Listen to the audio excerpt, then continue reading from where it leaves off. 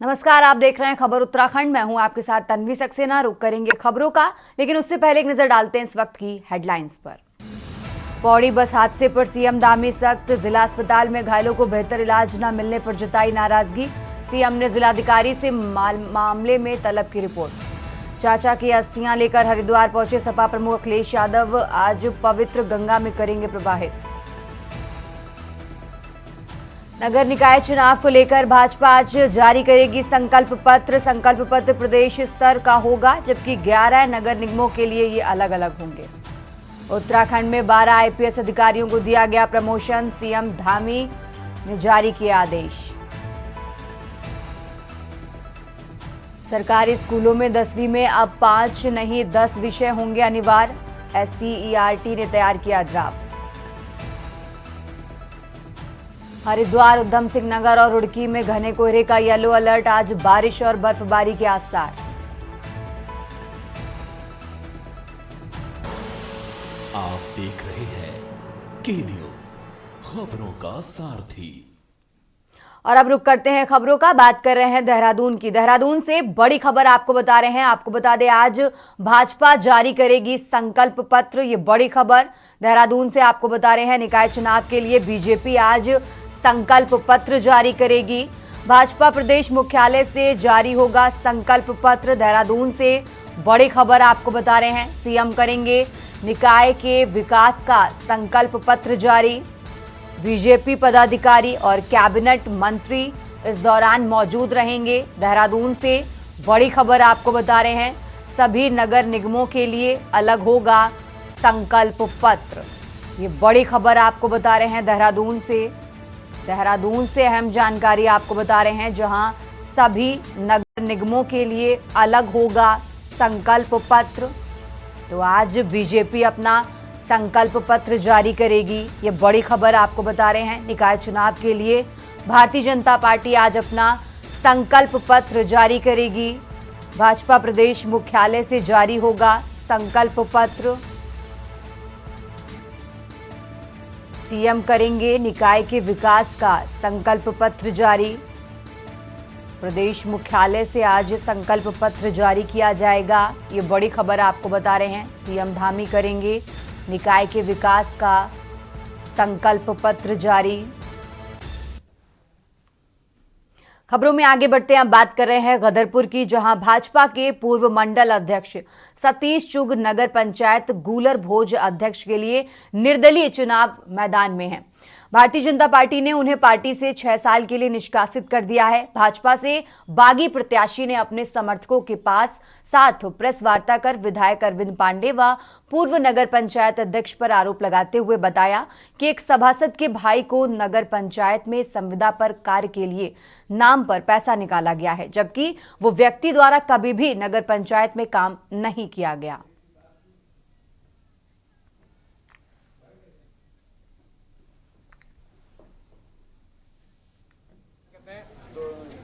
किया, लेकिन हमारे नेताजी ने कहा कि चुपचाप बैठो, कोई दिक्कत नहीं है, अपने कार्यकर्ता ही। हमने उसको आवाज़ को उठाया, लेकिन आज मुझे मजबूरी में जब ये अपने जगह कौन नेताजी थे? वो नेताजी हैं, वो जनता सब जानती है। बड़े नेताजी ने हमें सबको दबा के रखा था कि कोई नहीं, इन चीज़ों से कोई फायदा नहीं है। तो हमने कहा कि चलो कोई नहीं। अब लेकिन ये अपनी गंदी औकात दिखा रहे हैं, अपनी जो है वो कर रहे हैं। जगह जगह अफवाहें उड़ा रहे हैं, कभी कह रहे हैं सतीश चुग बैठ गया, कभी कुछ कह रहे हैं। तो मुझे इनका पिटारा खोलना पड़ा, और भी पिटारे अगर मुझे जरूरत पड़ी तो मैं खोलूंगा।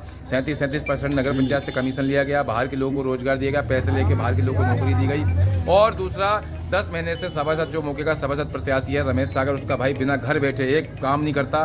उसकी जो शुक्ला है, जो सुपरवाइजर है KPS का, घर बैठे हाजिरी लगा रहा, अटेंडेंस लगा रहे हैं। और अब खबर रामनगर से है, जहां नगर पालिका अध्यक्ष पद पर निर्दलीय प्रत्याशी नरेंद्र शर्मा ने अपने चुनावी कार्यालय पर आयोजित पत्रकार वार्ता में देर शाम चुनाव प्रचार के दौरान एक युवक द्वारा की गई उनसे अभद्रता पर नाराजगी जताते हुए इस घटना के लिए भाजपा को जिम्मेदार ठहराया है। उन्होंने कहा कि लोकतंत्र में सभी को चुनाव लड़ने के साथ ही जनता से समर्थन लेने का अधिकार है। उन्होंने कहा कि बीते दिवस में अपना चुनाव प्रचार कर रहे थे, किसी बीच एक व्यक्ति उनके सामने आया तो उनके द्वारा उससे भी अपने पक्ष में मतदान करने की अपील की गई। नरेंद्र शर्मा का आरोप है कि इसी बीच इस युवक ने उनके साथ अभद्रता करने के साथ ही उनका गिरेबान पकड़ लिया। इसके बाद उनके समर्थक भी आक्रोशित हो गए। लेकिन उन्होंने किसी तरह मामले को शांत कराया। सम्मानित पत्रकार बंधुओं, मैं आपका इस प्रेस में हूं। सभी का प्रेस बुलाने का मुख्य आशय ये है कि लोकतंत्र पे हमला किया जा रहा है और मेरे प्रति जो जनता का अपार समर्थन मुझे मिल रहा है, उससे मेरे जितने भी अध्यक्ष पद के प्रत्याशी मेरे सामने खड़े हैं, वे उनमें सब में बौखलाहट है। और उस बौखलाहट का स्वरूप पहले तो जो है फ्लेक्सी फाड़ते हुए दिखाई दिया। उसके बाद लोगों को मेरे कार्यकर्ता कहीं पर जो है समर्थक जो है कहीं फ्लेक्सी लगाने जा रहे हैं तो उनके मकानों उन परिवारों को धमकाया जा रहा है कि अपने वहां फ्लेक्सी मत लगाना, अन्यथा आप इसके दुष्परिणाम भुगतने होंगे। खबरों में आगे बढ़ते अब बात कर रहे हैं बागेश्वर की, जहां हर साल मकर संक्रांति के दिन ऐतिहासिक कुली बेगार आंदोलन की याद में लगाए जाने वाले राजनीतिक पंडालों को इस साल बागेश्वर प्रशासन द्वारा आचार संहिता का हवाला देकर राजनीतिक पंडालों में पाबंदी लगाई गई। बागेश्वर में मकर संक्रांति के दिन लगने वाले ऐतिहासिक राजनीतिक पंडाल कुली बेगार आंदोलन में बागेश्वर के लोगों की हुई जीत के हस्ताक्षर के रूप में इतिहास में दर्ज है। कुली बेगार आंदोलन की सफलता के बाद महात्मा गांधी भी बागेश्वर आए थे। समय के साथ राजनीतिक पंडालों के रूप में हर साल सरयू बगड़ में अपनी विचारधारा को जन जन तक पहुंचाने का काम राजनीतिक पंडालों के माध्यम होता था। वर्ष 2025 में उत्तरायणी मेले में जिस तरीके से सिर्फ नगर पालिका के चुनावों को बहाना बनाकर यहाँ आपने देखा होगा नुमाइश पर प्रहार किया गया है। तो आखिरी में शर्मा शर्मी 2-4 दुकानें समूह वालों को दे दी गई और नुमाइश के स्वरूप को बदल दिया गया। उसी प्रकार से बगड़ में जिस तरीके से यहाँ पर जनसभाएं होती थीं और जनसभाओं के माध्यम से स्वतंत्रता संग्राम और राज्य आंदोलन के क्रांतिकारियों को याद किया जाता था, ऐसे ऐतिहासिक मेले में, ऐसे धार्मिक मेले में यहाँ पर लगातार बड़ी बड़ी सभाएं राजनीतिक दलों की हुआ करती थी, एक दूसरे के सवाल जवाब होते थे। लेकिन आज प्रशासन द्वारा केवल एक नगर पालिका के आचार संहिता की बात कहकर लोगों को यहाँ पर अपनी सभाएं करने से जो रोकने का आदेश दिया है, इसको हम तुगलकी फरमान करते हैं और इसकी घोर निंदा करते हैं। शासन प्रशासन हम ये कहते हैं कि बागेश्वर में जब तक सरयू नदी और गोमती नदी का जल प्रवाहित होता रहेगा तब तक यहाँ के क्रांतिकारी प्रथा रुकेगी नहीं। यहाँ पर सरयू बगड़ में 14 जनवरी 1921 के ऐतिहासिक दिन को याद करते हुए हम कुली बेगार आंदोलन के महान क्रांतिकारियों को कुमाऊं केसरी बद्रीदत्त पांडे, हरगोविंद पंजी और चिरंजी लाल साहजी के नेतृत्व में उन हजारों कार्यकर्ता जो हमारे क्रांतिकारी हमारे रहे हैं, उनको यहाँ पर हम श्रद्धांजलि अर्पित करते हैं। साथ ही जिला प्रशासन द्वारा जो विभिन्न राजनीतिक संगठनों को क्या कहते हैं यहाँ पर अपनी राजनीतिक सभा करने से जो रोका गया है।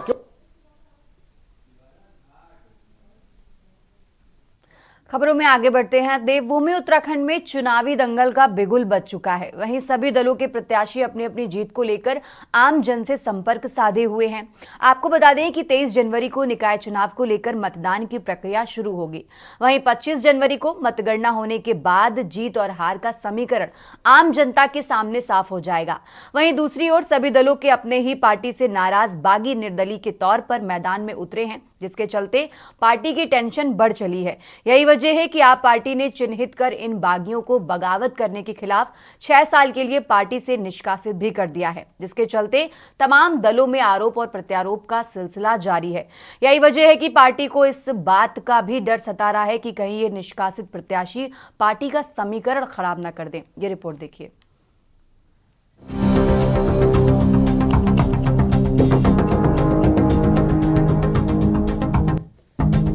भाजपा में बगावती सुर के चलते ज्यादा डैमेज ना हो, इसलिए डैमेज कंट्रोल में लग गई है। उत्तराखंड भाजपा के प्रदेश महामंत्री आदित्य कोठारी ने साफ कर दिया है कि अगर कोई पार्टी के सिंबल के खिलाफ चुनाव लड़ेगा, उनको पार्टी से निष्कासित किया जाएगा और यही आखिरी फैसला होगा, जिसमें अब तक कई दर्जन बागी नेताओं को पार्टी से 6 साल के लिए निष्कासित भी कर दिया गया है। औरों को मनाने में पार्टी लगी है, वहीं अन्य विपक्षी दल भी रूठों को मनाने की मुहिम में जुड़ गए हैं।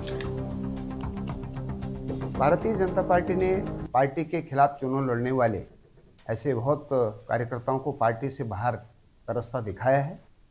और द्वितीय चरण में अभी भी जो लोग पार्टी के खिलाफ काम कर रहे हों, चाहे वो किसी भी स्तर के हों, जिला स्तर के कार्यकर्ता हों, प्रदेश स्तर के हों, या कोई जनप्रतिनिधि भी क्यों न हो, जो भी पार्टी के खिलाफ इस प्रकार की गतिविधि में पाया जाएगा, निश्चित रूप से पार्टी उनके खिलाफ कार्रवाई करेगी। और माननीय प्रदेश अध्यक्ष जी ने जहाँ जहाँ कहीं इस प्रकार की शिकायत आई है, माननीय प्रदेश अध्यक्ष जी ने सभी ऐसे संदिग्ध भूमिका निभाने वाले जनप्रतिनिधियों से बात की है। पार्टी के पदाधिकारियों से भी लगातार बातचीत चल रही है। क्रांदल में कोई बागी व्यक्ति नहीं है। भारतीय जनता पार्टी और कांग्रेस ये बागी और दागियों की पार्टी है। यही कारण है कि चुनाव के अवसर पर यहाँ पर बहुत से लोग जो हैं अपनी ही पार्टी के खिलाफ बगावत करके चुनाव लड़ते हैं और ये एक परंपरा बन चुकी है। चुनाव के समय पर दोनों राष्ट्रीय पार्टियां उनको पार्टी से 6 साल के लिए निकालती है। चुनाव खत्म होते ही गले में माला पहनाकर आगे राज्य को लूटने की मंशा के तहत उनको पुनः पार्टी में ले आती है। ये बड़ा दुर्भाग्यपूर्ण है, जनता देख रही है। यही कारण है कि इस समय पर जितने भी बागी और दागी चुनाव भाजपा के लड़ रहे हैं, जनता उनको दरकिनार कर रही है। वहीं चुनावी दंगल में आरोप प्रत्यारोप के चलते तमाम राजनीतिक पार्टियां एक दूसरे पर आचार संहिता का उल्लंघन करने और सरकार की अपनी मनमानी करने की बात कह रहे हैं। भाजपा का मानना है कि कांग्रेस को हार का डर सता रहा है, इसलिए मनगढ़ंत कहानी बना रही है। दूसरी ओर कांग्रेस भी आरोपों की झड़ियां भाजपा के ऊपर लगाए हुए है और उसका मानना है कि भाजपा सरकार के दम पर आचार संहिता का उल्लंघन कर रही है, जिसकी शिकायत लगातार चुनाव निर्वाचन को विपक्षी दलों द्वारा की गई है। नगर निकाय चुनाव उत्तराखंड में चल रहा है और आचार संहिता लागू है, लेकिन भारतीय जनता पार्टी के लिए कोई नियम कायदे नहीं है।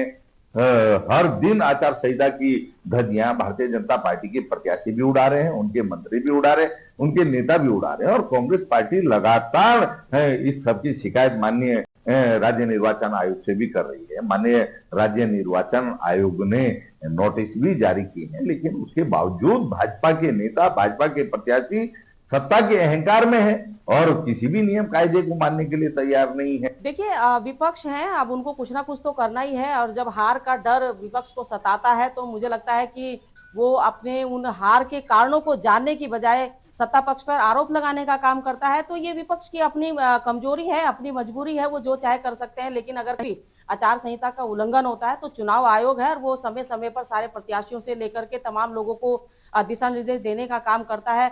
और क्योंकि विपक्ष के पास इस वक्त कहने के लिए और जनता के बीच में अपनी बातों को रखने के लिए शायद मुद्दे नहीं है, मुद्दा विहीन विपक्ष है। और भारतीय जनता पार्टी जिस प्रकार से 11 के 11 निगमों में, नगर पालिकाओं में, नगर पंचायतों में अपना परचम लहराने जा रही है, तो उससे विपक्ष के अंदर एक बौखलाहट है। हालांकि नाराजगी तो बनती ही है। जो पार्टी के लिए दिन रात मेहनत करेगा और उसका फल भी नहीं मिलेगा तो नाराजगी तो आएगी ही। अब सवाल इस बात का है कि इस चुनावी दंगल में राजनीतिक पार्टियों के द्वारा उतारे गए जिताऊ उम्मीदवारों की जीत को लेकर ये अपने ही बागी अंदरूनी बगावत से जीत को हार में न बदल दें। साथ ही क्या ये आरोप और प्रत्यारोप ही इन चुनावी दंगल में आम जनता को लुभाने में कामयाब होगा? Uttarakhand desk report.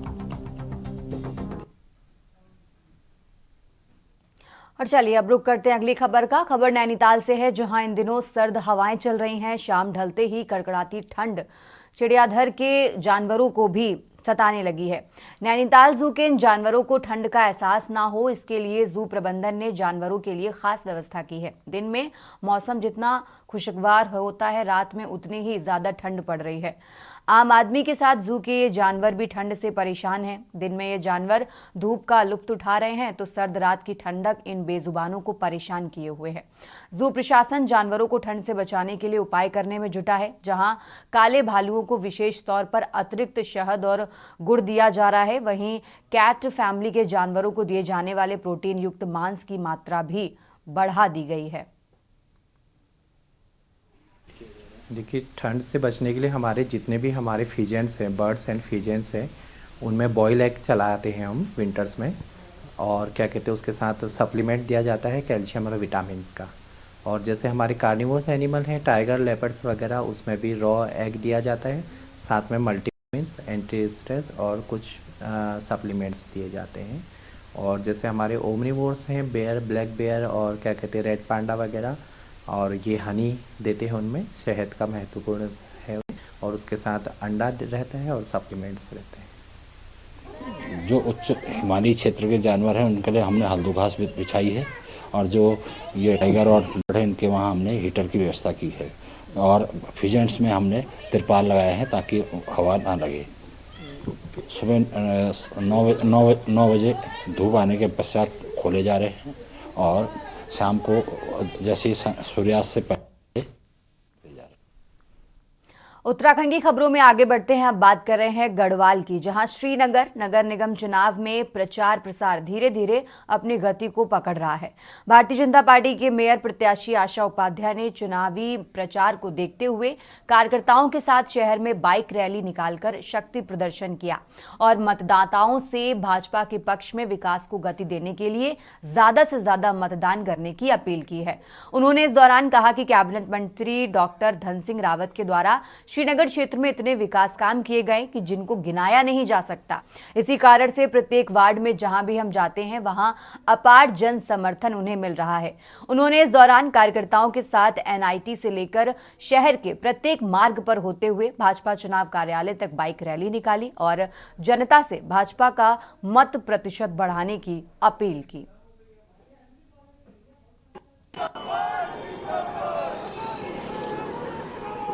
और कोई पैराशूट नहीं है। देखिए, विपक्ष जो है, मैं यूँ कहूँ कि वो खुद पैराशूट है, क्योंकि 19 के बाद वो 25 में दिखाई दे रहे हैं, और इससे पहले भी वो अगर वो सत्ता में थे तो कहीं भी न तो वो सामाजिक कार्यों में कहीं दिखाई दिए, राजनीतिक तौर पर अगर वो उनकी पृष्ठभूमि रही है तो राजनीतिक तौर पर कहीं दिखाई नहीं दिए हैं। और मैं कोई अगर बात झूठ कह रहा हूँगा तो इस पर भी मेरे ऊपर भी कोई केस करना हो तो मैं उसके लिए भी तैयार हूँ।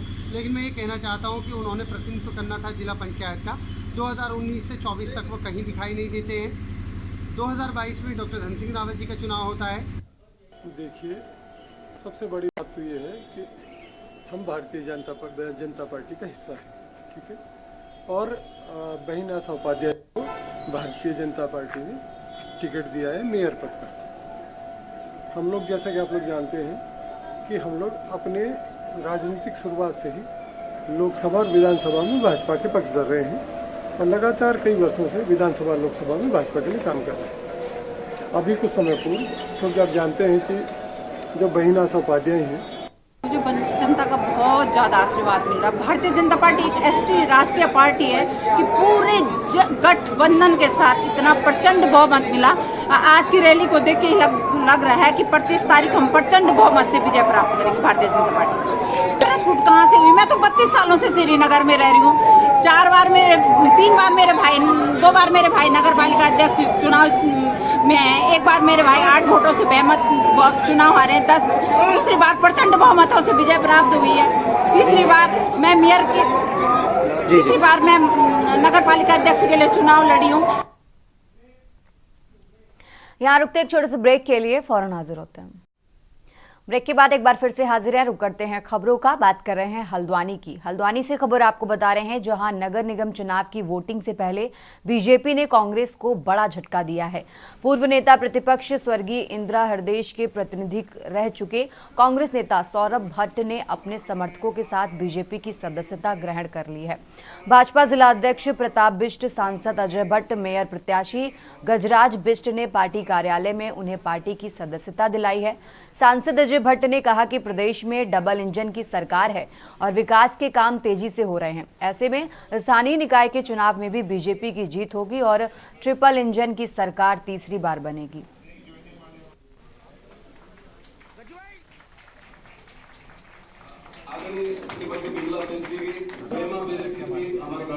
घर वापसी करना, चाहे मैं हूं चाहे सामने कोई भी हो, उसके लिए बहुत ही खुशी का विषय होता है। और ये मेरा सौभाग्य है कि पार्टी ने आज मुझे वैसे ही सौरभ के रूप में स्वीकार किया जैसे कि मैं छोड़ के गया, और बहुत कुछ करने के लिए है। अभी तक विपक्ष के नाते जो मैं सरकार को चिताने का काम कर रहा था, अब सरकार में पुनः शामिल होकर उन सभी विषयों पर जो जनता से संबंधित मुद्दे हैं उनको अपने अनुभव के आधार पर और उन अनुभवों के आधार पर वही कार्य अब हम जनता के लिए सरकार का हाथ पकड़ के मैं करवाऊंगा।